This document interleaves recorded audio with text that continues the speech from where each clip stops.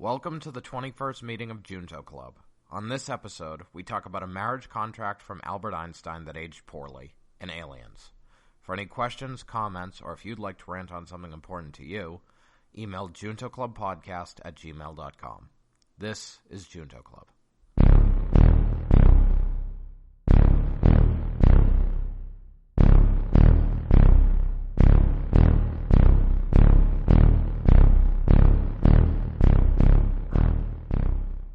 Junto Club. Welcome to the 21st meeting of Junto Club. Junto Club is a podcast and meeting experience that was devised by Xu Zhang, and every week he, along with myself, Michael Petnati, and Matthew O'Brien, discuss philosophy, science, politics, and a variety of other topics that interest us, to better ourselves by better understanding ourselves and the world around us. So, so I'll turn it over to Shu. We've been off for a few weeks. So yeah. Things happen in life, I guess. Yeah. So I guess I just want to add that we are inspired by Benjamin Franklin, of course, the original Junto Club. And of course, that's why we always start with a quote from Benjamin Franklin. And today's quote is, quote, "A child and a fool imagine 20 shillings and 20 years can never be spent," end quote. What does that mean for you guys? I missed the entire thing. Can you repeat it? A child and a fool imagine 20 shillings and 20 years can never be spent, end quote. So 20 shillings is now, I guess, $20 or something like that. Back in the day, I don't know. Yeah. I see. So okay. I think it's more focused on the time, okay? Because, even if 20 shillings was a lot more than $20, most people know you can spend money pretty easily. But I feel like it's trying to point out how easily you can burn 20 years of your life and, not really realize what you're doing, maybe.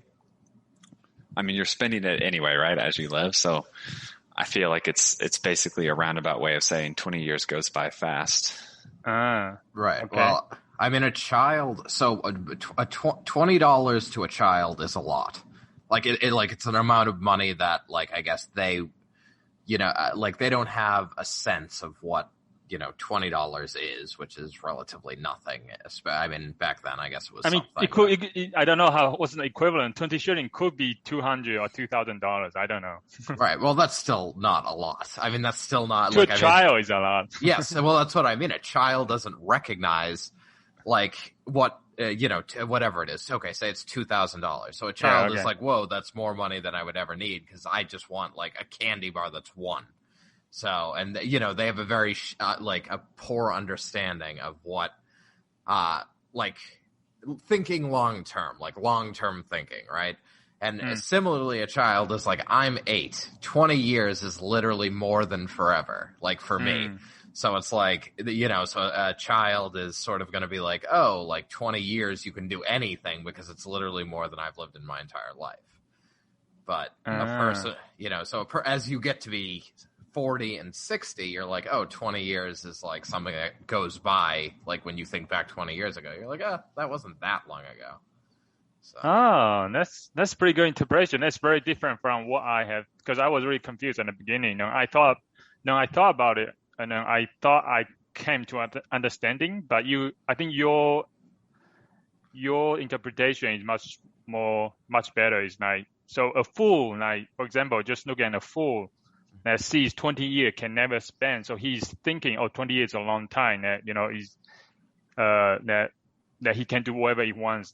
Is just such a long time spent that he doesn't see. Okay, yeah. Right. So a fool, I think you that's sort of the second half of this. Is a fool is like a child in that way. A fool is just I'll burn through, I have money, I have $2,000, so I'm gonna, make a down payment on a car, even not thinking about, the $300 and $400 monthly payments or so, because $2,000 is, or I guess I'll get a used car for $1,500, even though my car works fine now, or I don't know, this, the car example is obviously bad, but, So you buy a new Xbox. Yeah, exactly. You're getting a new Xbox because that's only $700, or whatever it is. Yeah.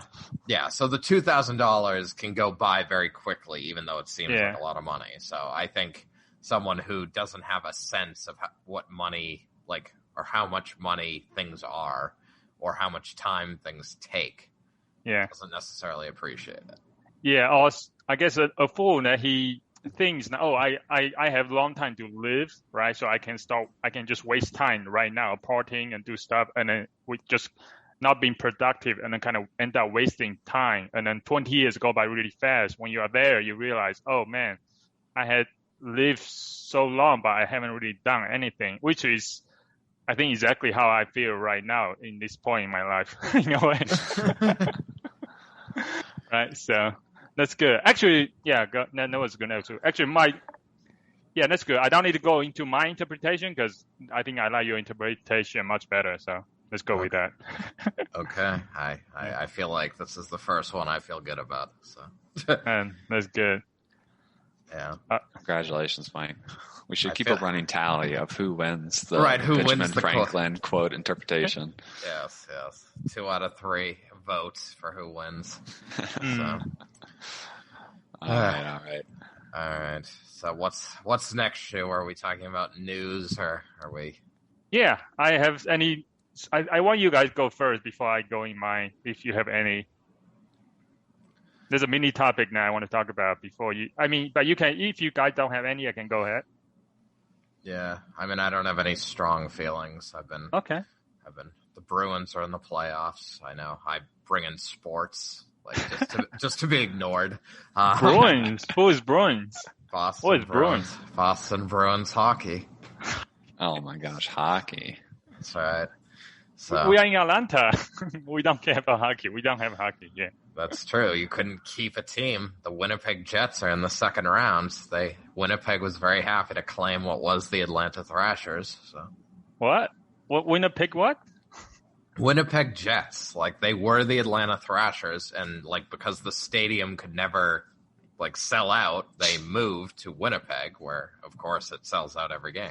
Oh, in Toronto, right? They moved to somewhere in Canada? Yeah, Canada. Yeah, it's west of Toronto. So, okay. Just above Michigan, I think. So. I didn't know you were this in sync with hockey, Mike. Oh, no, hockey. Hockey is the sport so I guess this is an interesting idea that we do not need to talk about for long, but I guess I'm very into hockey, even though no one in my family really was that into hockey, because it's sort of the first sport I saw when I was a kid. I turned on the TV when I was 4 or 5, and the Colorado Avalanche were playing someone who I don't remember. You remember this? Yes, and I was just oh, this is really cool. The game was very exciting. And so, I forced my family to be into hockey for, a lot of my, I would say, honestly, I'm far less into sports just generally now because life is busy and I have other things I want to focus on, and I never became a professional athlete. But yeah, I was very into hockey just because, I was 4, impressionable, and that one game was cool. So I don't think I remember anything from when I was 4. Yeah, me either. I think my first memory is probably 7 or 8 or 10. I feel like that's decidedly later than it should be. That's what I'm saying. 10's a little much there. Yeah. That's what I'm saying. I already say I'm a delay, But wait, how old are you in kindergarten? Because I remember stuff from kindergarten. You're 5 or 6. Yeah, I was 6 or 7. Late bloomer shoe. Yeah, just delay in general. So, did you turn on the remote yourself? Yeah. Oh wow! Your first time turning on the TV, and then there was hockey. Well, I don't know if it was the first time I was turning on the TV, but I was this is different. Because occasionally, right, the playoffs, right now, the Bruins will play on NBC, a network, station. So it was probably, a significant game. Yeah, they were just probably on a station my parents would have left it on, or I would have left it on, and it was serendipitous. So, but it shows you how impressionable children are. Yeah. Thank God Purge was not on TV when you turned it Yeah, on. that's right. Yeah. I remember my dad when I was like 6 let me watch one of the Alien vs Predators, and it gave me nightmares. But Oh, really? it worked out. That sounds like a perfect segue into our main topic, aliens. And well, do you want to do the mini topic show, or do you want? Yeah, to... I do. We'll do the other topics first. Yes, we are talking aliens and extraterrestrials today, but Shu. Yeah. But I want to go back to your you say nightmares. How was it? Very bad? I don't think it was very bad. Oh, but, okay. No. Well, I was raised on horror movies, so I certainly had my fair share of slashers and everything. But I think my dad prefaced all of those just by being like, remember, if you're scared, remember that there's like 100 people standing around that camera, like the camera that's showing you this. And I was like, so I see. Sometimes it was useful, sometimes I guess it wasn't. But. Wait, I thought you were talking about Atlanta Thrashers. Well, yes, the Atlanta Thrashers were the hockey team, but slashers are horror movies. Got you. All right. Wait, hold on. Real quick, though. Mike, did you ever play hockey, or were you just watching?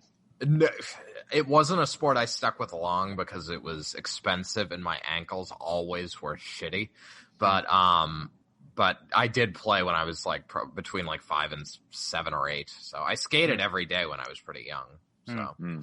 So I was the only time I can remember winning a game is when I was goaltender. I was very proud of myself. So, you blocked some sick shots. I made like 3 saves, and we had the shutout. So, nice. Yeah.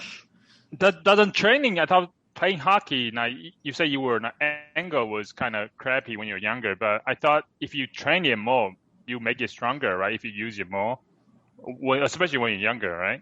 I mean, I guess. I don't know. I mean, I feel Mike was just a wimp and quit too early.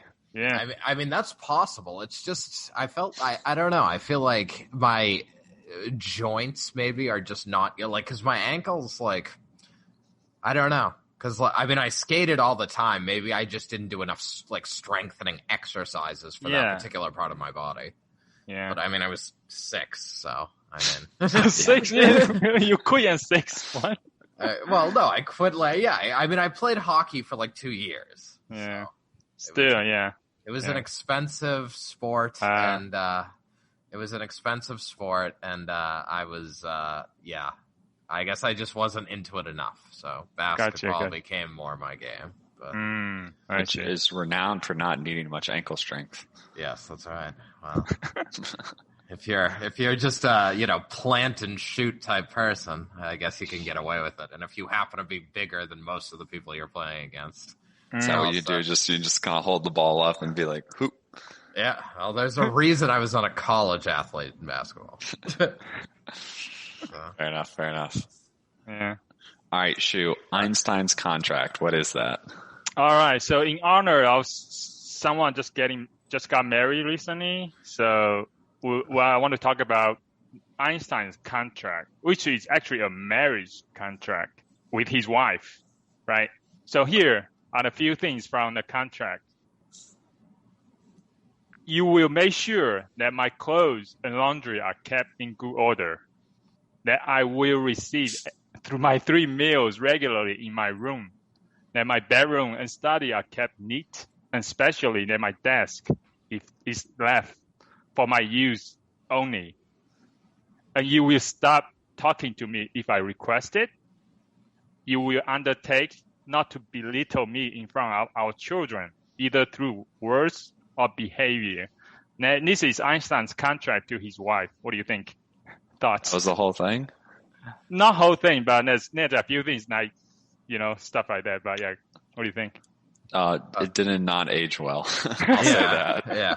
No, I mean, it bothers me because, like, it makes me like Einstein less simply because I feel like a lot of, like, very smart people have a reputation. Like, and I get it. Like, if you spend a lot of time thinking about a topic, like, if you're, like, a prodigy of a certain topic and that, like, is basically a defining aspect of your character, like, for your life, it can be very hard to develop in other areas. And, and have, like, an emotional intelligence. But I hate it because it's like, I mean, like, I think people go off people like Einstein when they're like, oh, like, smart people often have a reputation of being, like standoffish pieces of shit. And like Yeah. that's like, and it's like that's what that contract sort of says to me, that he was probably not a great husband. Yeah. Yeah, well, so I was Googling this because I thought I remembered it. And Einstein was married twice. First to one of his students, and then to his cousin. I remember the first cousin aspect. I didn't remember the student. So he married his first cousin after? Yeah, whose was the contract for? Was it for both?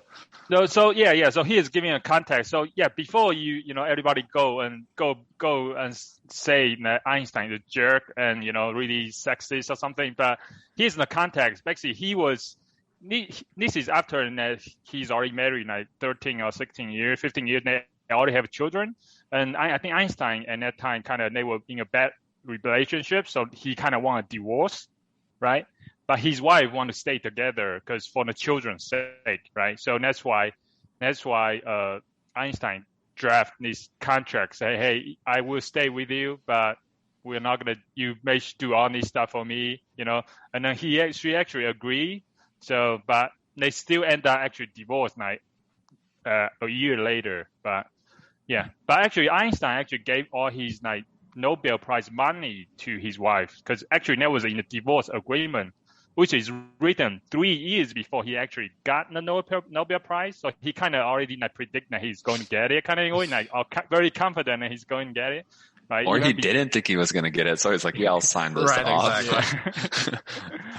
Yeah.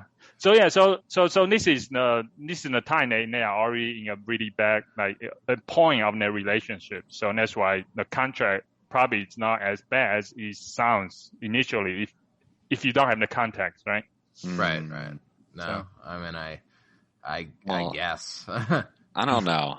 So now it sounds to me like he just wanted to end it, but was like, I'll put really unfair standards, and if you follow this ridiculous agreement, we can stay together. I don't know if that helps his case from my perspective. Yeah. Yes. Okay, so he was a super genius at physics. He might have been kind of a jerk in his personal life.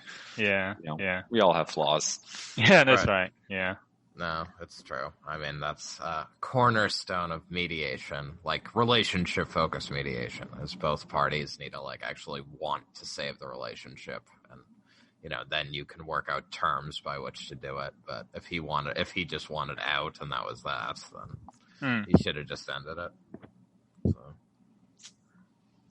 All right. Yeah. All right. That's my little any topic I want to talk about in honor of someone's marriage recently. So there we go. All right. So now we're turning to our main topic, aliens. This is something Michael wanted to bring up because he said he was probed once. Yes. So tell us about that story. Well, it was a hospital room, and but no, I mean, I guess the only reason I mentioned it as a potential topic, to be honest, is there's been a reasonable number of stories, the conspiracy community online loves aliens.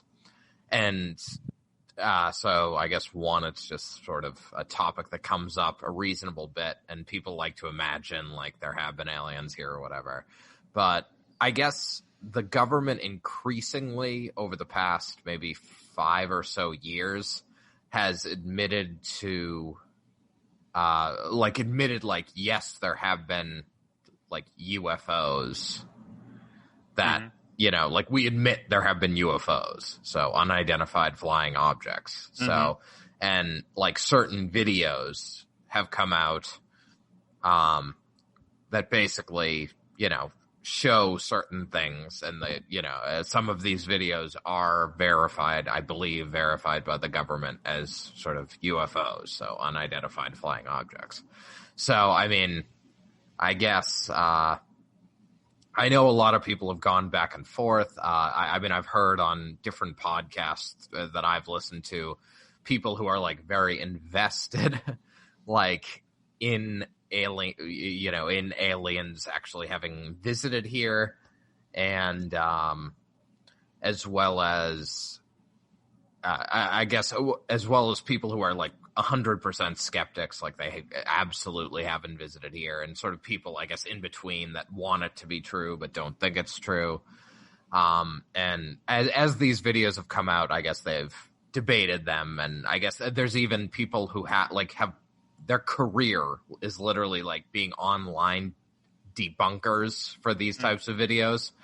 Like, so one, actually, I don't remember his name, but there was an interesting guy whose expertise was in computer graphics. Like, he actually he was actually a computer scientist who developed video games. And he was very familiar with like how, essentially how things render on film. Mm-hmm. And he was able to talk about like, so there are videos of like pilots who see like, these different things in the sky, and they're like, they're Navy, they're Navy, Air Force, like military pilots who obviously know what they're doing, like when it comes to flight and like the physics of how like our technology can move, and they see something they can't explain. And he explains like, I guess how what they're seeing could be like relatively like explained away without necessarily being extraterrestrial. Mm-hmm. So, I mean, I guess I just thought it was an interesting topic. I mean, in the sense of like, what do you think about, I guess there's a couple of different angles. I mean, I think we're probably going to be on the same page when it comes to have aliens visited us here, and like, are there aliens sort of in the universe, galaxy, whatever? But I also think it could we could talk at least a little bit about like what it would mean to encounter aliens, and will we encounter aliens, I guess, in the near or distant future. So but recently, I guess, just want to talk about the UFO thing. Like recently, actually, just in the last couple of weeks, actually, is on the news quite often, right? And I think just a couple of days ago, NBC actually showed an actual video of like talk about the aliens, UFOs, right? I actually just saw it earlier, and there was the video of like pilots, the Navy pilots, seeing like some kind of like in the screen. I don't know what they use, using radar or whatever, and then they see some kind of like, or just camera catching some kind of like just a black circular thing in the field of view, right? Just moving very, very fast, and then just disappears. Yeah. Also, I guess, let's anyway, go ahead.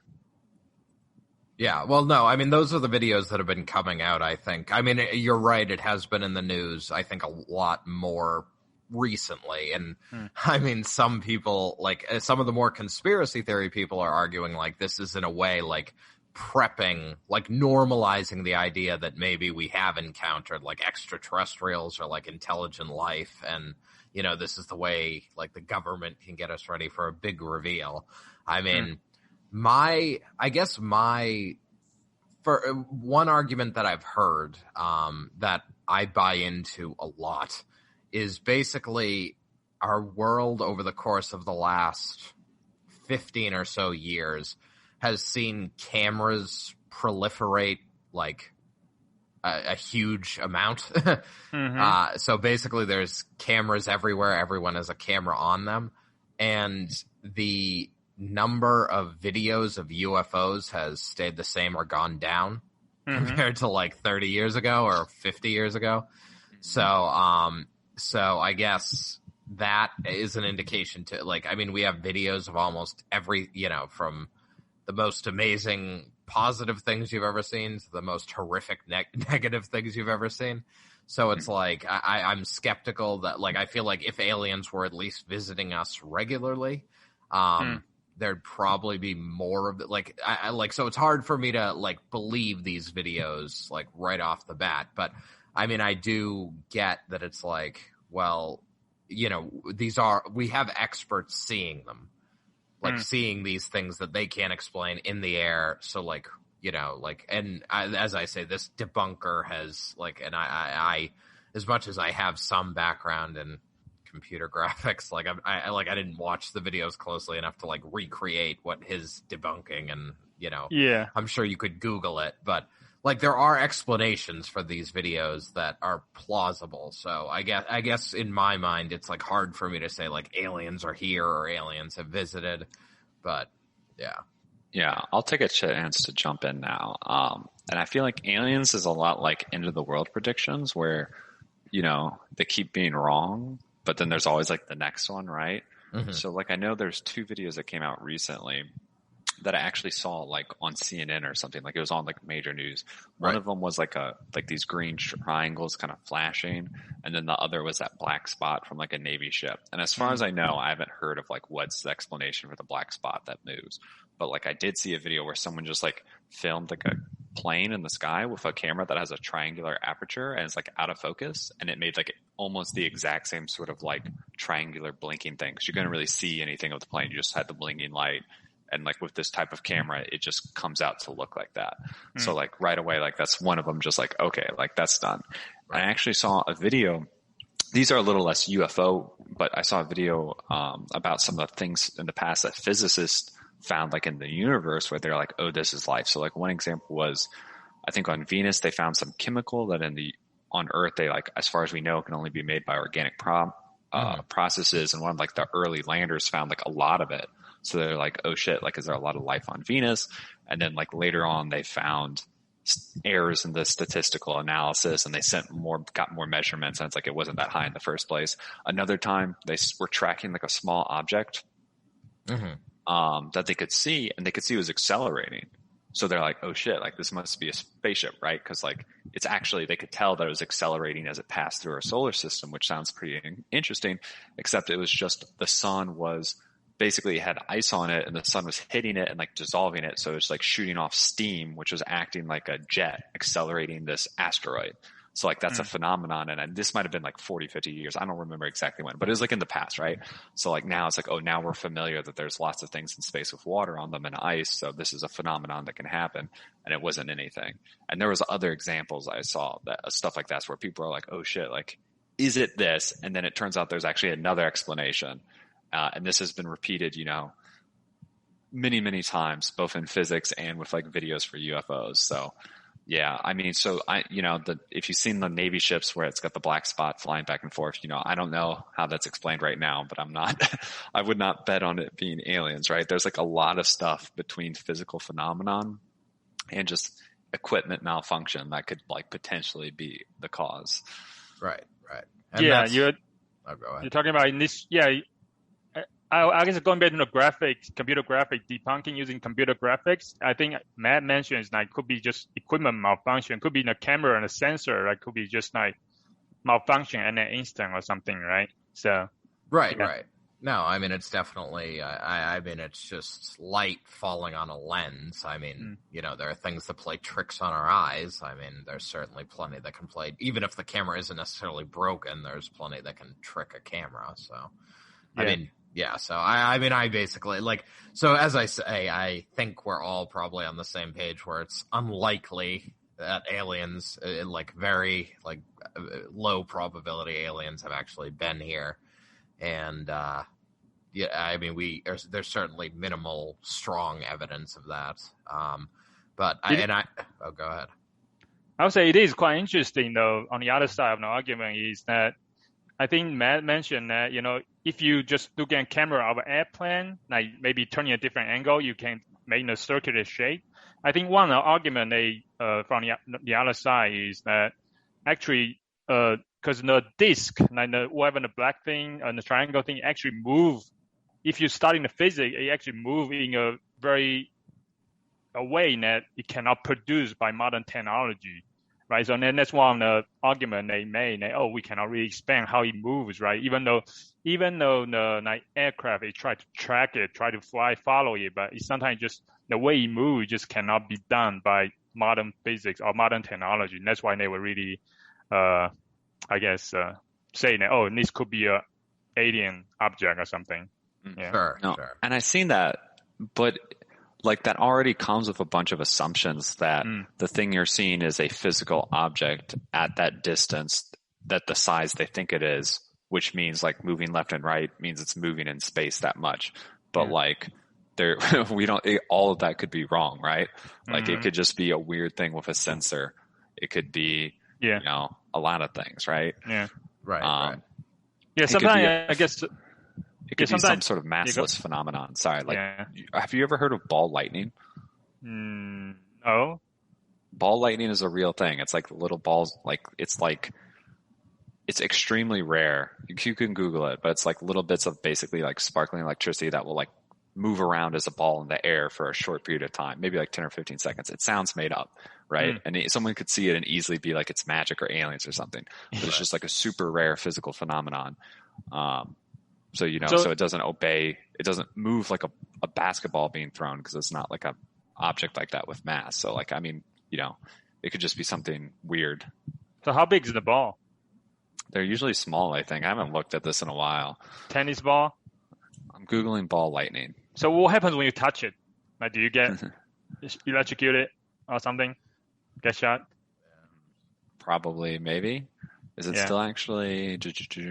But yeah, sometimes the simple explanation is probably the right answer, like right explanation, right? A lot of people just jump to like really complex explanation for like phenomena they don't understand, but sometimes the simplest explanation just could be just it, right? Yeah. Mm-hmm. Right. Well, I mean, I think that's maybe the more, because I mean, we all agree that, I mean, like there's that equation that the name always escapes me, where it's like the number of viable planets, the number of solar systems, and you multiply, and basically, I mean, it says that, the number of places where there could be life means that the probability that there is intelligent life elsewhere is pretty high.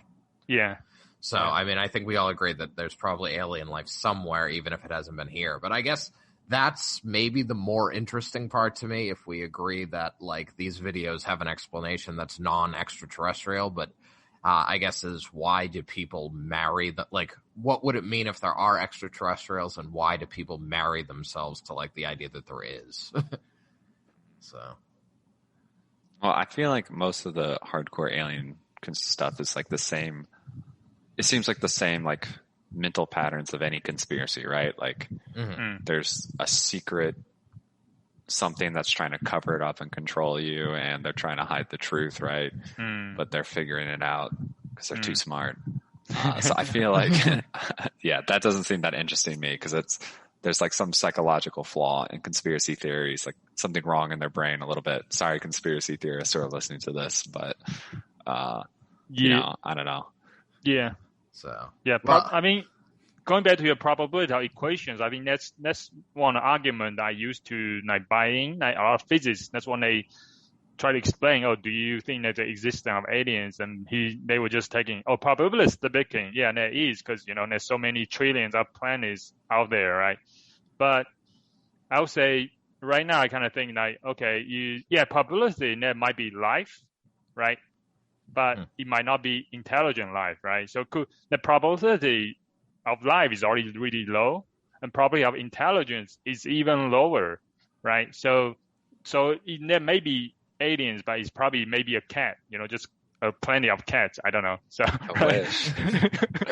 No, I mean, I would disagree with you on one point. I feel like the probability of there being any life is really high, right? Like we're discovering more and more Earth-like planets. So it seems to me almost unfathomable that we don't find life somewhere else, right?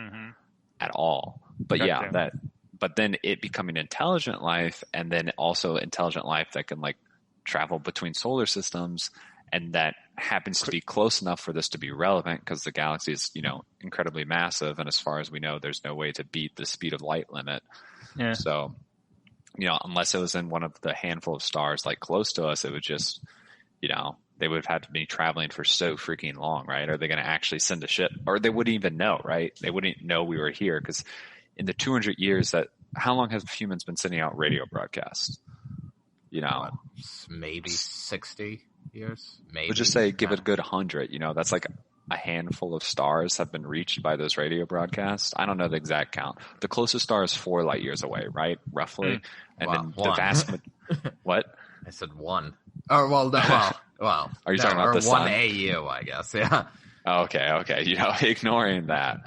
So I think we're pretty secure that there's no intelligent life in our solar system. I think we got that one locked down. But that's fair. Like, even if they do exist, they'd probably just be so far away that from their perspective, they could literally be looking at the Earth and they're seeing it like thousands of years ago because the light's that old. And, they're just like, this looks like a planet that's green, but maybe they even see that there's life. Let's say this is a super advanced civilization. They're like, oh, there's life on this planet, but they could have no idea there's intelligent life yet.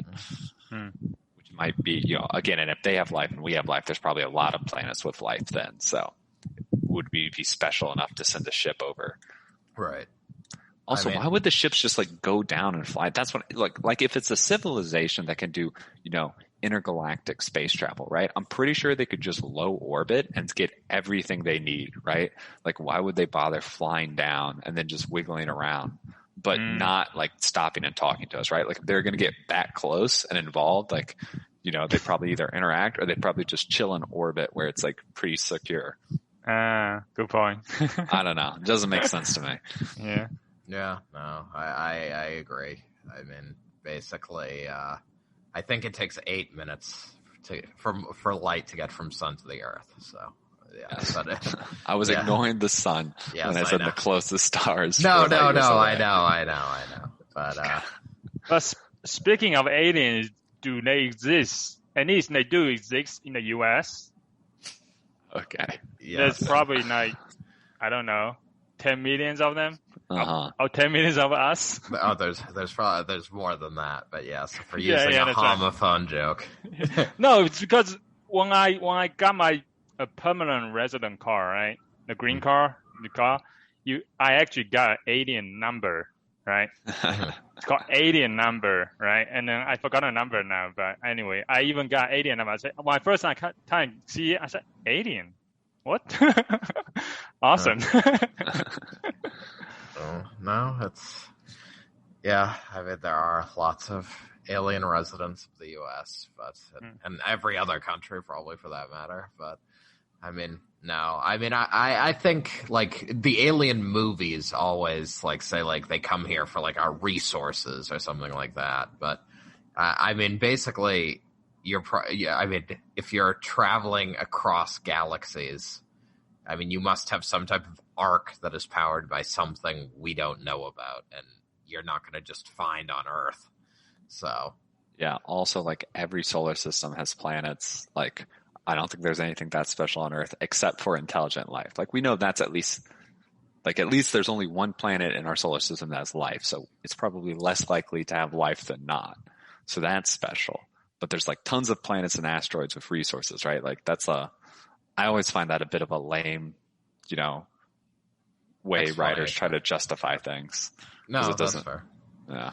Yeah. I mean, I'm glad you brought up intelligence again, because I'm not entirely certain like if you have life, I'm not entirely certain intelligence, like I would say time is maybe the rare thing. Like you need life for, hundreds of millions of years, and then I'm not entirely sold that intelligence is that out of the realm of possibility. What do you mean by time, though? What do you mean by time is the weird time thing? Before things go extinct. Okay. Like you need a habitable planet for, on the order of billions of years. Well, this is only semi-related, but have you ever heard of the Great Filter? The idea of the Great Filter? No. The basic idea is so it uses that equation you brought up, Shu, like, given the probabilities and the number of planets and stuff, there should be lots of life, right? So the argument is, there must be some filter that's stopping intelligent life from just being, there must be something that's stopping it, right? So then the question is the filter behind or in front of us? Because there's a bunch of things that could have happened that could have stopped us from getting to this point. Like all multicellular life has mitochondria, right? So mitochondria are this weird thing where little bacteria came inside, like bigger bacteria. Sorry, biologists, if I'm butchering this, but the basic idea is like they were a different life form. Mitochondria have their own DNA, but they do a very specialized like job in our cell. And like it was only with these new complex, it's like eukaryotic cells or something like that. Only then did we actually have life become complex enough to support multicellular life, which is obviously necessary for intelligent life. So like how unlikely was that, right? That could have been like a total fluke. So maybe you have planets that are just blobs of bacteria and amoebas and shit. And so there's other things like that, or like life evolving in the first place, right? Like how likely is that? And then there's like filters later, like, oh, is like nuclear weapons or other stuff, like does life become intelligent and then have a tendency to kill itself because, is that what happens? Like, like organisms that have violent conquering tendencies are probably the ones that survive, right? Because they kill off other things. And then do they end up killing themselves once they get too much technology, right? So the idea is there's a bunch of these possible filters, and maybe one of those is the reason we don't see life. And then also, again, the fear that we haven't hit the filter yet, and it's something that could, make us go extinct.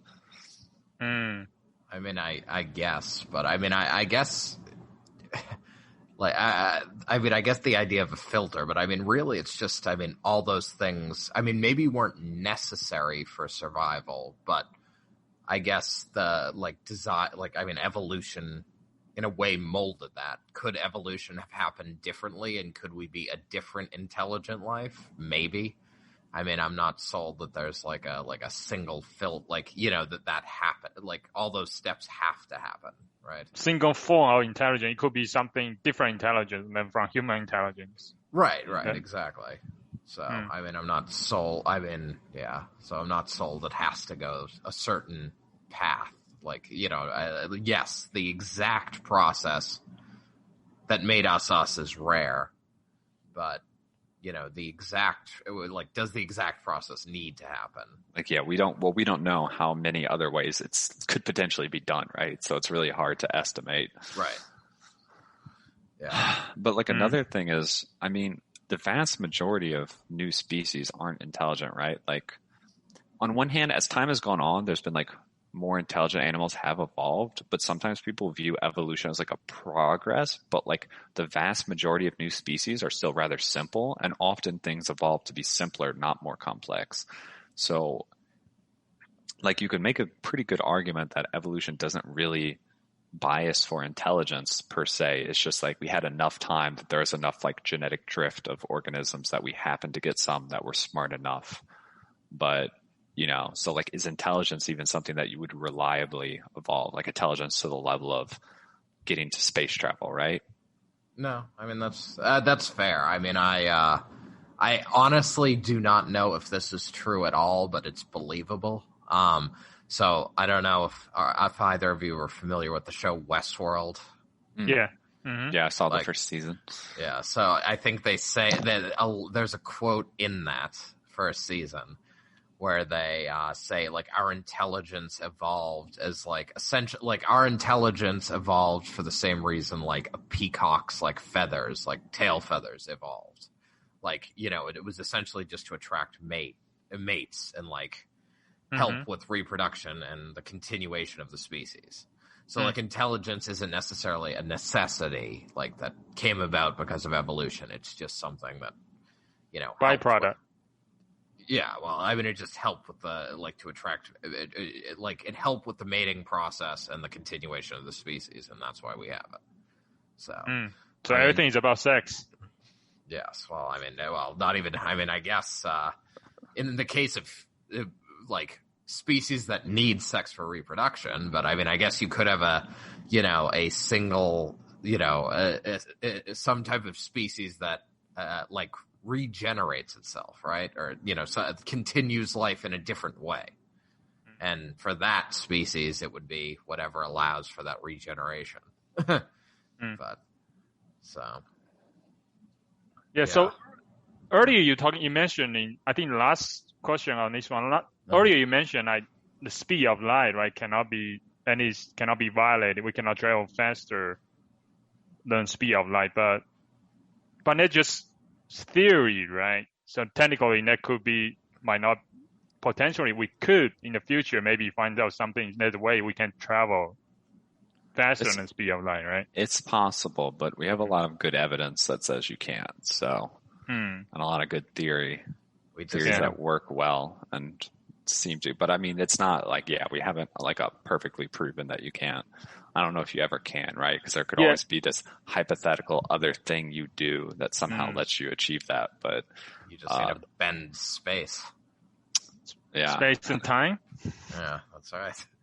if you bend space, you can go from A to B faster through some type so of so hole. that's why that's kind of to your point of like time as a I think you talked about time earlier, but if you could travel out, that became irrelevant, right? Time scale. Yeah, but now we have another highly improbable event that these intelligent aliens existed and that could do that. And even another thing is, even if they could, like again, like unless they're like scanning every planet in the solar system, let's say they're just chilling in a random part of the galaxy, right? They're probably really far away. Even if they had a telescope that could see what people are doing on Earth, they would see like cavemen, right? Or maybe not even humans evolved yet. Depends how far they are in the galaxy. So like even if they can travel faster than the light, they would not be aware almost certainly that we have advanced to do anything beyond primitive civilization, just because the light coming from us would be, old. So like, so you could say where once we start beaming out radio signals, maybe those first radio signals will get, the intelligent aliens in some part of our galaxy to be like, oh shit. And maybe they can cheat the speed limit of light and then pop over. But even still, we'd be waiting for a while. Yeah. No. I mean, I guess this was a bust, but I tried. So, well, that's good. Talking about aliens and then UFOs, right? So to prepare for like potentially alien invasion, U.S. government, of course, has started something called Space Force. Oh, sure. Right? Okay. Yeah. So what do you think about Space Force? Space Force. Cool name. Yeah. All right. So here is actually I have a quote from it. It says like, the U.S.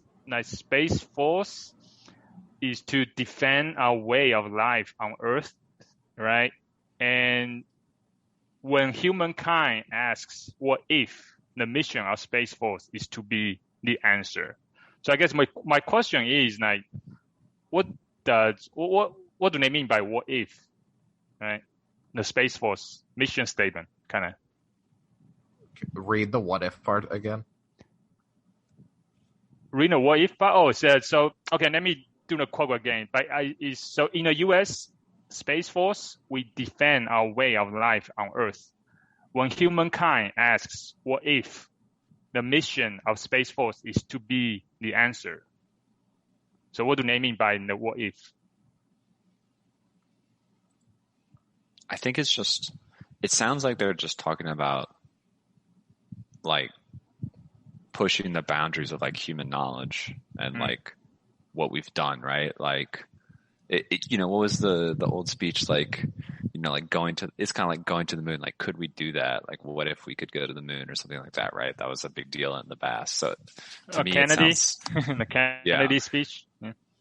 Yeah. And I think it's kind of on that same lines of, just trying to do these grand things as an inspiration to the human race.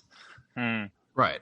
Now, I agree with that. I mean, because obviously going to the moon brought us a lot of technology that is useful in other areas. And I mean, so yeah, I guess just continuing to push what the species has done, I guess, is useful here on Earth or wherever we end up when the Earth is over. Okay. I just thought simply that what it means that what if the humankind asks, what if alien exists, right? And then the Space Force want to be the answer to that existence, right? Yeah. No, if aliens can travel over to us and they want to kill us, I think we're done, so I don't think there would be much that we could do. We have Space Force. What are you talking about? Yeah. Listen, I saw a documentary when I was 7 years old called Independence Day. And Will Smith and Jeff Goldblum saved us. That's right. You just have to hack their computers. Clearly a feasible thing. That's right. No, he managed to give them a virus. He figured out their systems in a day, and it's totally fine. Yeah, that's cool. Yeah, I think there are a few Georgia Tech students recently joined Space Force too, right? So I don't know what they really do. Like, what is? I'm googling it now, but they work anything so they launch apparently they launch rockets, keep satellites safe and operational, and develop technology to defend like life on Earth, I guess. Also, I think, whatever is outside in the could be defended against other countries like doing stuff in the space, right? Outer space as well, I guess. Right. So you think they're making technology to like be able to shoot down satellites really easily? Probably, right? So they can be like, if China or Russia's satellites become a threat, you can just No, like maybe it's our own satellite with like a laser on it, and then it just like beams other satellites. I bet they're working on that. DoD, if you're listening, are you working on it? DoD. They're like, shit, how did this guy get this information? No. Yeah. All right. Well, I mean, I assume, that like all of our communications are like critically depend on things in space. So I imagine that's right. Is that true? Because don't you still have like internet cables crossing the Atlantic Ocean and shit? Isn't like a large portion of the internet just hardwired? Maybe. I guess probably.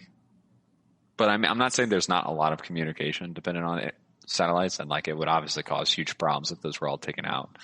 But like, I thought the internet was actually still just hardwired.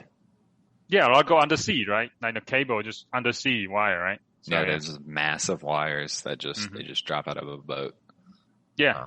Things take forever to change, so you're probably right. But I assume it's increasingly more, that they want wireless. They want wireless, yeah. So. Elon Musk has a company, right, trying to do like internet all over the globe with satellites, right? Oh, yeah, Starlink. Right? It's supposed to have pretty good performance too. Because like if that gets working, then I mean, it's working already. Actually, you can actually buy it now. Can I? Yeah, Is it you good can buy the speed? Starlink internet. Yeah. Okay, hold on. Starlink internet. No, actually, me and Mike went to an event, a Georgia Tech social club event. One of the guy he was talking about it. He actually got one and was testing it out. Yeah. He said it wasn't as good as like if you pay for like a Verizon, like a good Verizon package or something, but he said it wasn't terrible. On their website, they say 50 to 150 megabits per second with 20 to 40 millisecond latency, which is kind of, it's sort of like average, just mediocre internet, but even in, that's not bad because like that's mediocre internet in like a densely populated area with a lot of infrastructure built, right? Like I assume you can get this anywhere. Then you could be like the mountains and be like, here's my like 25 millisecond connection, so you can play Counter-Strike in the Rocky Mountains or whatever. Like that's pretty good, and if you can make it better, Yeah. I mean, that is depressing though. That like. You think about we have this new technology and it's like, well, we can play video games in more places. Mike, that is one of the achievements of humankind, all right? Yeah. I can't wait for the first gamer on the moon. He's going to have some lag, but whatever. Well, I mean, what's they hit a golf ball. I mean, or that's like the image that's often associated with like us getting to the moon is like, So our games and our like push for excellence is a good distraction. So. It's really what pushes humanity to the next level, I think. Yeah. I thought what drives technology on this stuff is porn, not games. Right? All right, that's probably more true, but I'm not convinced. I hear that, but I feel like pornography finds a way. Like, I feel like that's what sustains technology, like a certain technology. Like, I don't think the internet was designed like, oh, we need pornography. Like, to ease a way to disseminate it. Like, it was obviously like designed for communication between like universities at first and stuff like that. But I mean, I think the reason it was like very widely adopted, and why it sustained as well is probably because of the pornography. It helps supercharge adoption, right? Right. Like that really speeds it up because it's we'll call it a high motivator for many people. Right. I mean, going back to you're talking about biology imperative, whatever, and about evolution, right? Now you don't need intelligence to whatever drive motivation is was procreation, right? Sex, right? So yeah. Yeah. No, I mean, survival drives everything. So it's like, so it's like, it's survival of the species at a fundamental level. Yeah. So, I mean, so if you can live forever on your own, I mean, you may, like, if a species is immortal, like, they may not have the same, like reproduction drive that humans have. I mean, if we programmed a robot to be like us, but they just were, they would, like, instead of a sex drive, we gave it like a, you need to get new parts drive. I don't know. I mean, like, they could be indistinguishable, but, like, rather than, like, wanting to have sex, they would want to go to Jiffy Lube or something. I don't know. Yeah, no one's gonna do that though. Like, even before we had computers, people were like, that would be a dangerous idea, right? Yes. No, I mean, I agree, but I guess just thinking of, I'm actually the reason I brought up Westworld is I'm watching it for the first time, so that's why. All right. Should humans, once we start colonizing space, should we seed a bunch of places with life, kind of kickstart it, and then leave weird monuments around so that when eventually intelligent life forms, they're like, what the hell is this? It's like, so maybe aliens don't exist for us, but we could be the advanced aliens for a bunch of other planets. Oh, Thoughts on that? Nice. I'm down for it. I would say before that, before we see obviously not one generation, so I'm saying we as a species see, like, how these different planets play out. Would it be easier to do that, or would it be easier to design, like, super high fidelity, like, simulations where the artificial age, like, and just, like, run them at, like, top speed so we can actually run experiments? Probably the latter, but I don't think it would replace exactly the chance to do it for real, right? Be like, hey, let's, like, start life on this planet and just see where it goes. All right. So actually, I want to bring the conversation back to Space Force. Okay. So to conclude this conversation, so actually, I was looking for about anything about news about Space Force, and I found one article about a lieutenant colonel. He actually got suspended recently because he says something on a podcast. So yeah, be careful. Don't say controversial stuff on podcasts, otherwise you're gonna get canceled. So yeah, he got suspended because he was talking about something called, he was criticized something called critical racial theory. Because he says, I think military try to teach diversity, equality, and inclusion. But his main argument is that that actually focus on diversity and equity and inclusion it should not be the goal of the military, basically, because the military try to kill people, be lethal, right? So to focus on inclusion and diversity might not be the right thing to focus on, right? And he also, main thing he talked about, like, critical race theory, he was talking about is basically is a theory that stands from Marxism, right? So that's one that's which he's talking about, like. So anyway, that's what his main criticism. So I guess my question is, like, I actually never really heard of, like, critical race theory before. Like, so any thoughts? This is a very different topic. Yeah, this is a very different topic. No, this is related to Space Force, but yeah, anyway. Only by the thinnest line. I heard of that story, I think, of him. Oh, really? Yeah, I think I heard about him. Like, because I think they were talking about it on one of the podcasts I listened to. So what is critical race theory, though? Have you guys heard it before? I Googled it once because it's something that's been coming up more. I'm not really qualified to talk about it, but from the quick, like, overview I read, I mean, I don't even know how to. I would say it does seem to have some issues, even if. Yeah, I mean, is it just? Well, no. I mean, I don't know about it. I never investigated it entirely either. But is it? I mean, it's just the idea. I think that, like, basically because of histories, like, like, I mean, obviously slavery, 300, 400, like, the history of slavery has, like, made divisions, like economic, obviously, like, in those types of divisions, like, down racial lines. Mm-hmm.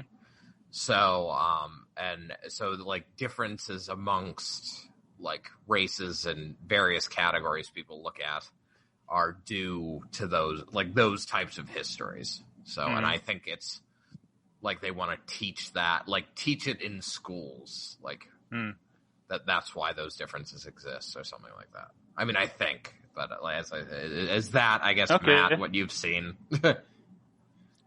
Here, I'll just read you the Wikipedia summary, right? Because we're going to be source based here. Critical race theory examines social, cultural, and legal issues as they relate to race and racism, which is a very neutral, broad. We're just going to like look at this thing. I think a core idea is that it really tries to focus more on social structures, like institutions and structural issues, rather than say, what individuals believe or things like that to some degree, at least, skimming this. Okay. Yeah. Sounds good. I think we might leave this as a set future topic. We can go deeper critical race theory. Yes. But I do have one question for you guys, is because his main arguments, right, is that, critical theory is based on Marxism, which is bad, right? So which made me thinking, like, why Americans hate Marxism or socialism or communism? Is it because the countries that adopted them happen to be America's enemies, or is it because the ideas are just fundamentally terrible? I would say it's more that the ideas are fundamentally opposed to a lot of the core beliefs of American society. Mm-hmm. The ideas are also terrible. Sadly, the people who seem to rage against it the most often don't even understand what it is. There's a lot of people on the far right who will call anything and everything that the government does socialism, and then they're like, so it's bad. It's that's not, it's not what socialism is, and it is bad. It's a bad idea. It doesn't work as an economic theory, which causes a lot of problems. But no, I think critical race theories kind of similarly become this new boogeyman, which I'm not sure if it's really that big of a deal. Maybe it's a bad idea, maybe not. But schools should be able to discuss ideas in general, right? But it's become this really big thing where everyone's freaking out about it. And I don't know. I haven't seen anything to suggest it's so dangerous. Right. Okay. Is it possible you are brainwashed by American education to hate socialism, Marxism, though? It is possible. It's also possible that I've, looked at the history of every society that using it pretty much failing to, produce enough or equivalent to other societies that use a better economic system. All right. I've also read some of his ideas, and there's major gaping flaws in the theory. And Marx predicted a bunch of things, and most of them didn't come true. All of his concrete predictions failed. What are the predictions? All right, this isn't much about aliens, but okay. So Marx predicted a few things. One, he said the rate of profit for companies would fall to zero because his theory was, capitalists would compete until the profits go down to nothing, and this would, create this tension that would cause the collapse of capitalism. That didn't happen, right? We see people every day talking about how mad they are that Amazon profits so much. So, didn't happen. Second thing, he said, the wages of laborers would fall to sustenance levels, basically just the lowest amount people can survive, which again didn't happen. Since his time, wages and benefits and the standard of living of basic laborers has increased dramatically, way past what he could probably have ever imagined. So, that's the big failure. Those are just two very easy, very concrete ones. There's other ones about things like the labor theory of value.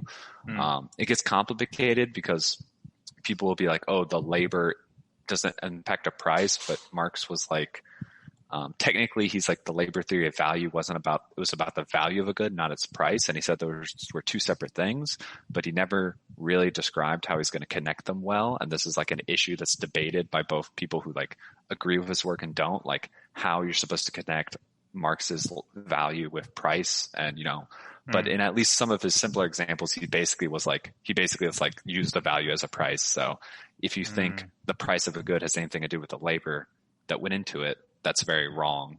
And if you try to make an economy around that, it's not going to work well. So those are a few examples of things. Okay. I mean, if you look at the time, Marx thought he was in late stage. He thought he was in late stage capitalism. Like he was like seeing the end, that any day now it's going to be like the revolution. Everything's it's going to collapse and people are going to overthrow. And like things have changed dramatically since then, mostly for the better. So I feel like anyone who takes like a genuine critical look at it would be like, even if you like some of his core ideas, and even if you can say he pointed out some legitimate problems, like it's a lot easier to point out problems than to make a better like system, right? So even if you can agree he maybe pointed out some issues of capitalism, like a lot of those have been improved, and it's a lot, and the ideas he had to try to make a better way didn't work. I feel like history shows that, I would feel pretty clearly, but obviously there's disagreements. Yes. What was the time that he was leaving? Why did he think that he was the end of capitalism? Like, what was it? Like, I would say the people who follow him now think it's the end of capitalism too. I mean, they always think it's the end of capitalism. Did he leave the end of capitalism for 150 years? That's been right around the corner. Okay. I thought maybe he living in a very dark age. Like maybe there's a lot of disease and stuff like that, and a lot of people die or something. I mean, you go back 130 years, even in the U.S., right? And you have the average factory workers like 6 days a week, 10 hours, shit conditions, way dangerous, right? Like, I mean, it was way worse back then. That's true. So, so I mean, some ways you can look when you try to get his perspective, you can understand him being like, "This is shit. Like, we need something else." But a different way forward was found from what he suggested. And I can't fault the man for trying to come up with his ideal utopian way things would work. But it doesn't. Yeah. But it's kind of interesting. Those ideas actually is very, very influential, right? Like China adopted, Russia adopted, and it caused so much suffering, I guess, actually, all people, right? So, because in both cases, they spent so much. A lot of Marx's stuff too was he wasn't very specific about what you're supposed to do. It was like general ideas. So so in both cases, they spent decades trying to implement, his ideals, and in many cases, sort of rolled things back to more, we'll say, normal, traditional, capitalistic approaches because that's just what worked, and they couldn't make the Marxian kind of ideas function. I mean, obviously, we all know Mao died, and then China started liberalizing a shit ton, and then that's when its huge economic growth shot off, right? So it's interesting. Sounds good. Anything to do with space aliens, unless space aliens, come and they have socialism, maybe. Yeah, sounds good. I think that's anyway. On a tangent. It might be interesting to have someone actually try to read about critical race theory to get more than a very surface level idea of what it is. The Wikipedia article says it's against liberalism, so I assume it must be bad then, as a proud, liberal. But we could consider taking a harder look at it. Yeah. I thought conservative hate it. I thought it's because it's too liberal or something. I don't know. So. Okay. So here's the thing. There's two ways liberal is used. One is it's just the more left of the conservative right? But if you look at liberalism as like a political ideology or philosophy, it is separate from leftism, which is what like supports things like socialism, communism, etc. And leftists hate liberals. But then conservatives don't see a difference between liberals and leftists, even though they are very different. So this is the common trope in American politics. Once you understand that, a lot more things will be clear. I just combine those two together. I don't distinguish them like liberal and left, right? Extreme left. I just kind of they're the same thing to me. So okay, a lot of people do. So liberals like capitalism. Leftists don't. That's probably the easiest way to draw the line. Okay. Got you. Good. All right. Yeah. All right. Well, we can look at that. I mean, it is barking up a whole tree of, potentially interesting topics, but controversial topic as well. Exactly. Mike's starting to sweat. I can see him being like, my job. He's like, I make good money. I don't know if I want to say anything. But yes, we can look into it. Yeah, we can look into it. So. All right, this is man. Cut. All right, so is there anything else that we wanted to bring up today? I mean, I figured aliens would be. I guess I was hoping that we might have had more, like, I mean, we've been talking over an hour, so it's fine, but I mean, I guess basically what we came across is aliens probably haven't been here. There are aliens somewhere. The chances of us encountering them are minimal to none. And, yeah, and basically people who think or, like, really want there to be aliens are hoping to justify, justify their own intelligence and, like, identity by being smarter than everyone and knowing the government's lying to them. So, well, one question, Shu, you mentioned earlier that you kind of wanted to buy in. Did you have anything else that was there anything that made you think maybe this is real, or is it just like you think it'd be fun, so you wish it was real? But aliens? Yeah. Oh, I used to buy in the argument of the mathematical equation, right? The probability of I used to buy in that argument, right? If there's so many trillions of planets out there, probability speaking, one of them is going to have intelligent life, like Earth, right? So we cannot be the only one, right? So I used to buy in that, but I don't think anymore. But also, I don't really care as much. I guess right now I don't care as much as I used to. Yeah. No, that's fair. I mean, I think the people who are like married, like the people who are very much against there being intelligent life elsewhere and like need there not to be, I feel like are just like doing it based on religion, right? Because that steps on like God made us in His image type thing. But yeah, it would be. It's gonna the day we confirm life elsewhere will be pretty crazy. I don't know. I guess maybe it'll be like the moon where it like shocks everyone that we did it, like walked on the moon, but then we just kind of go back to life like, well, whatever, like that happened now, but at least for a little while. I mean, I think the key thing is like, yes, if we receive a transmission from like another intelligent species or something, like then that'll be a big deal. But I mean, we've already had I feel like we've already encountered basic life elsewhere. So, I mean, unless it's something like they show up on our doorstep, I feel like we probably will just go back and be like, oh, well, this is sort of what we expected. But, hold on. You said we've encountered basic life elsewhere? I mean, I feel like, haven't there been single-celled organisms in the ocean, or don't they? Isn't it almost guaranteed on Jupiter's moons or something, under the ice, there's oceans that they're these must have something? I know those are really thought to be super high probability things, and they're going to try to send missions. But as far as I know, we haven't actually confirmed any type of life elsewhere. I feel like I would have heard about that one. Okay, maybe it is not confirmed, but yes, I think they are sending, rovers or whatever. Is it Europa? Is that it? I think Europa's the one, yeah. Whatever. Yeah, so, all right. This episode, or meeting, has run its course. So, is there anything else that anyone wants to say before I take us off? I'm good. All right. We are no longer live. Junto Club.